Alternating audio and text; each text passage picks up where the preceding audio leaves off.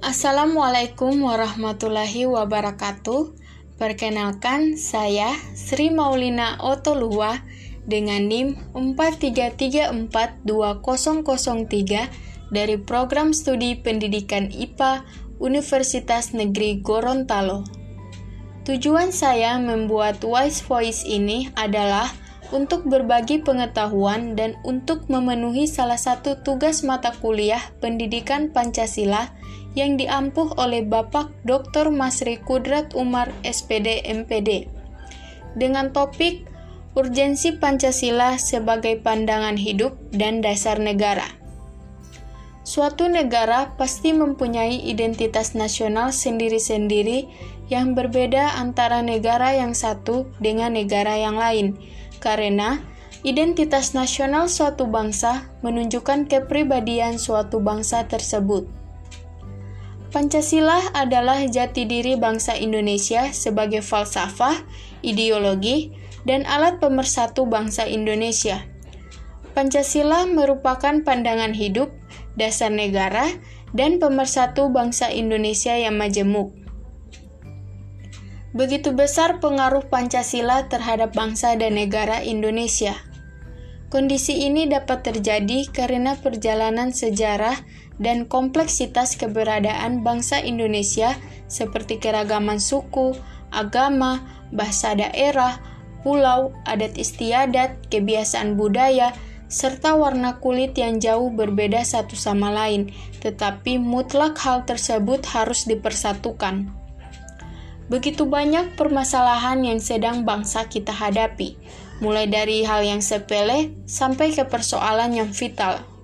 Sebenarnya, semua persoalan bisa diselesaikan apabila rakyat Indonesia sudah menjiwai nilai-nilai Pancasila.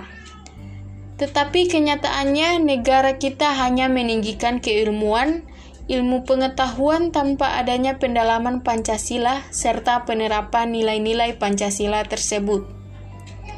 Memahami urgensi Pancasila sebagai dasar negara bisa menggunakan dua pendekatan, yaitu pendekatan institusional dan pendekatan sumber daya manusia.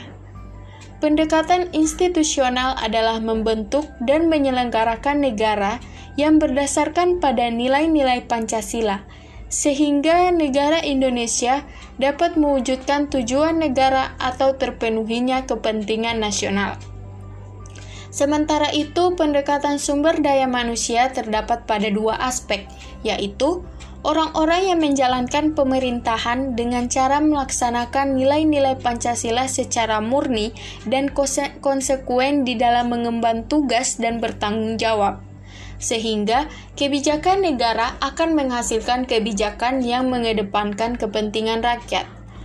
Tetapi melihat kejadian yang jauh dari sikap penerapan nilai-nilai Pancasila pada Indonesia, seperti masyarakat yang hanya memeluk agama tertentu karena faktor mayoritas sehingga ia tidak bisa menjalani ajaran agamanya dengan baik, sikap tidak adil terhadap sesama hanya karena perbedaan suatu hal, aksi bentrok antar suku karena rendahnya kesadaran dan rasa persatuan, dan perlakuan tidak adil di beberapa tempat sosial karena faktor perbedaan ras.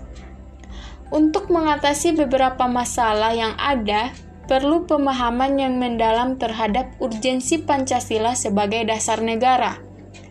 Dalam pemahaman tersebut ada tahap implementasi juga, yaitu tahap yang selalu memperhatikan prinsip-prinsip good governance, antara lain transparan, akuntabel, dan fairness, sehingga akan terhindar dari KKN, korupsi, kolusi, dan nepotisme. Dan warga negara yang berkiprah dalam bidang bisnis harus menjadikan Pancasila sebagai sumber nilai-nilai etika bisnis yang menghindarkan warga negara melakukan free fight liberalism, tidak terjadi monopoli dan monopsoni, serta warga negara yang bergerak dalam bidang organisasi kemasyarakatan dan bidang politik. Maka Indonesia akan mencapai tujuan yang dicita-citakan seperti yang diharapkan para pejuang-pejuang pada masa dulu, jika rakyat Indonesia dapat menerapkan nilai-nilai yang terkandung dalam Pancasila. Sekian dari saya. Wassalamualaikum warahmatullahi wabarakatuh.